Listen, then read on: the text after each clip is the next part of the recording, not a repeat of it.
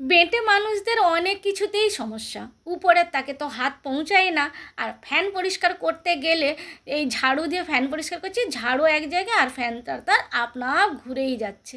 তো এটা দিয়ে যখন হলো না, তখন ভাবলাম একটা লম্বা দেখে ফুল ঝাড়ু নিয়ে আসি, সেটা দিয়ে পরিষ্কার করি। কিন্তু সেটাতেও সেই একই অবস্থা, ফ্যানটা তার আপনা আপ ঘুরেই যাচ্ছে। এক হাতে ধরে যে তারপরে ফ্যানটাকে ভালো করে পরিষ্কার করবো, সে আর উপায় নেই।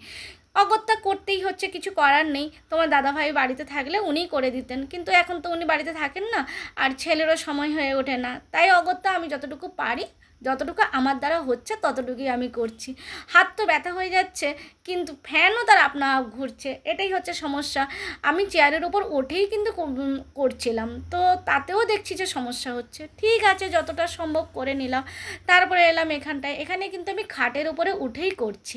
তো এক হাতে ফ্যানটাকে তো ধরা কোনো মানে কথাই নেই এখানে, কারণ ধরা যাবেই না, ফ্যানটা আমার থেকে অনেক উঁচুতে আছে। আর খাটের ওপরে যে চেয়ার রেখে দিব, তাহলে সেটাও ভয়ের থাকে যে বাই চান্স যদি চেয়ারটা পড়ে যায়, তাহলে তো আমিও গেলাম। তো একটু পড়ে যাওয়ার ভয়টাও থাকে।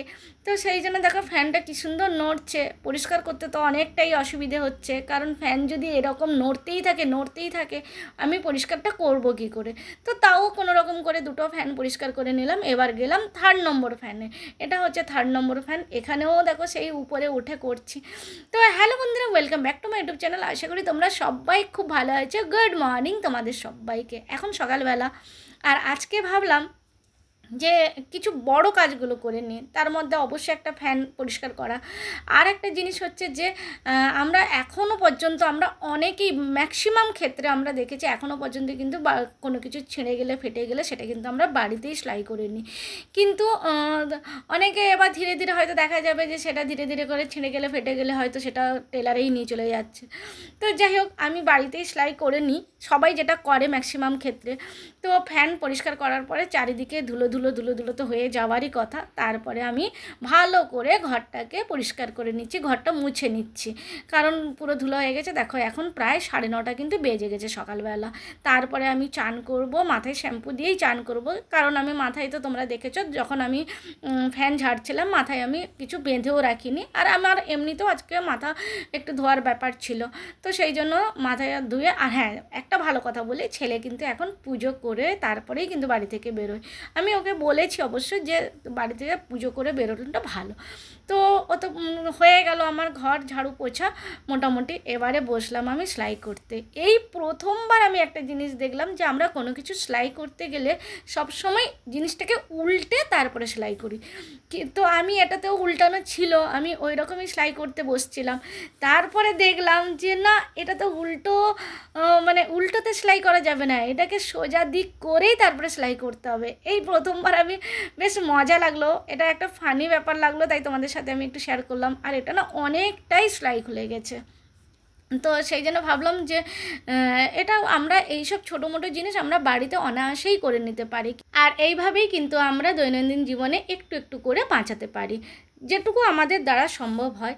তো যাই হোক, সেলাই করতে তো একটু সময় লাগবেই, কারণ অনেকটাই সেলাই খুলে গেছিলো। আর সেলাই করব করে করে না অনেক দিন ধরে ভাবছি করব, কিন্তু আর করা হয়ে ওঠে না।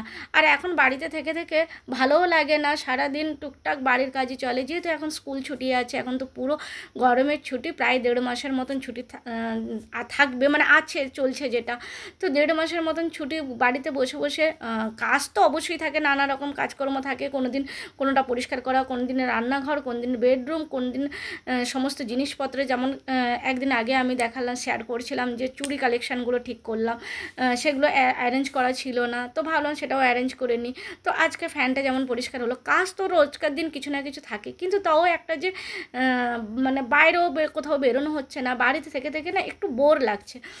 কি আর করা যায়, তোমাদের ভিডিও দেখছি, অনেকেরই অনেক ভিডিও দেখছি, ভালো লাগে, ভিডিওগুলো দেখতেও ভালো লাগে, আর তোমাদের খুব সুন্দর সুন্দর কমেন্টসগুলো পড়তেও ভালো লাগে। তোমরা ভালোবেসে এত সুন্দর কমেন্টস করো, যেটা পড়তেও কিন্তু সত্যিকারে ভালো লাগে। আর আমাদের এদিকে এখন কিন্তু খুব একটা গরম নেই, মানে যেহেতু ওয়েদারটা একটু না মেঘলা আকাশ মতন হয়ে আছে, বেশ কয়েকদিন ধরেই হয়ে আছে মেঘলা আকাশ, যার জন্য গরমের ভাবটাও নেই। আর সন্ধেবেলায় যদি আমরা ছাদে যাই, ভীষণ সুন্দর হাওয়া, মানে উপরে গেলে, ছাদের উপরে গেলে আর নিচে নামার ইচ্ছেই করবে না, মনও করবে না, এত সুন্দর হাওয়া। তবে হ্যাঁ, আমাদের বেডরুমের জানলাটা যদি খুলে দিই তাহলে কিন্তু খুব সুন্দর হাওয়া আসে, তার সাথে মশাও আসে। হাওয়া তো শুধু নয়, জানালা খুলে দিলে হাওয়ার সাথে মশাটাও চলতে থাকে। তো এখন আমি সকালবেলায় কিন্তু অলরেডি রুটি তরকারি করে নিয়েছি, কারণ ছেলে লাঞ্চ নিয়ে যায়। আর রুটি তরকারি করেই তারপরে কাজে হাত দিয়েছি একদম। আজকে যেহেতু ঘর ঝাড়ু পোছা হলো, ফ্যান পরিষ্কার হলো, তো মাথায় শ্যাম্পু করে তারপরে আমি একদম চান টান করে ফ্রেশ করে তারপরে সুন্দরভাবে মানে জল খাবারটা খাবো। তো যাই হোক, আমার এখানটায় হয়ে গেল আজকের মতো সেলাই করা। তারপরে আমি দেখো রেডি হয়ে গেছি, চান টান করে একদম মাথায় শ্যাম্পু করে এবারে খাবারটা নিয়ে নিই। আর এখন 10টা বেজে গেছে, 10টা 10 হয়েছে। আর আমার কিন্তু সব কাজই তাড়াতাড়ি হয়, আমি তোমাদের সাথে আগেও শেয়ার করেছি, আমি প্রত্যেকটা কাজই খুব তাড়াতাড়ি করতে পারি, একমাত্র খাওয়া ছাড়া।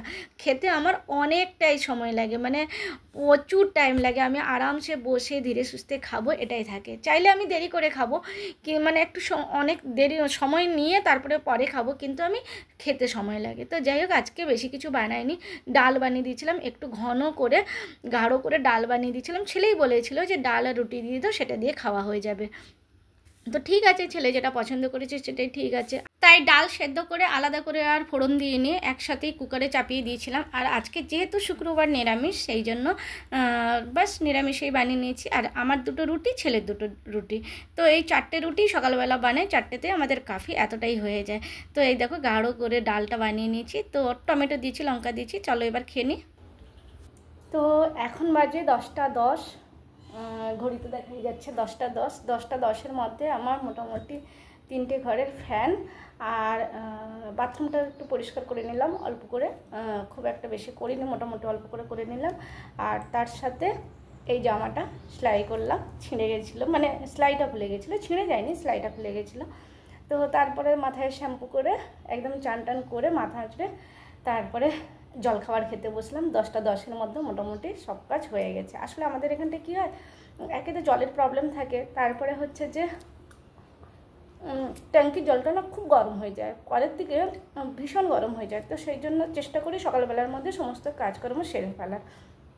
অনেক দিনের পরে আবার একটা ছোট্ট করে ডেলি ব্লগ, তাও একটু অন্য ধরনের, কারণ আমি এইরকম ধরনের ব্লগ শেয়ার করিনি, তো আজকে একটু শেয়ার করলাম। তো বন্ধুরা, কেমন লাগলো বলো আমার আজকের ব্লগ? যদি তোমাদের ভালো লাগে তাহলে লাইক কমেন্ট শেয়ার করে দিও। আবার আসবো নতুন একটা ব্লগ নিয়ে, তো তখন ভালো থেকো, সুস্থ থেকো, সাবধানে থাকো। আর হ্যাঁ, আমার কিন্তু এটাতে আমি আরেকটা জিনিস নিয়েছি, তোমাদের সাথে শেয়ার করা হয়নি, সেটা হচ্ছে গুড়। আমি একটু গুড় খেতে, মানে মিষ্টি জিনিস দিয়ে রুটি খেতে আমার বেশি ভালো লাগে। আমার মিষ্টি পছন্দের নয়, কিন্তু মিষ্টি জিনিস দিয়ে রুটি খেতে বেশ ভালো লাগে, অল্প মিষ্টি, বেশি নয়। তো যাই হোক, টাটা বাই বাই, আবার আসবো। সবাই খুব ভালো থেকো, সাবধানে থেকো, গুড মর্নিং আবারও বললাম, কারণ 10টা 10 এখন তো সকালবেলায়, আর আমাদের এখানে সকালটা দেরি করে হয়।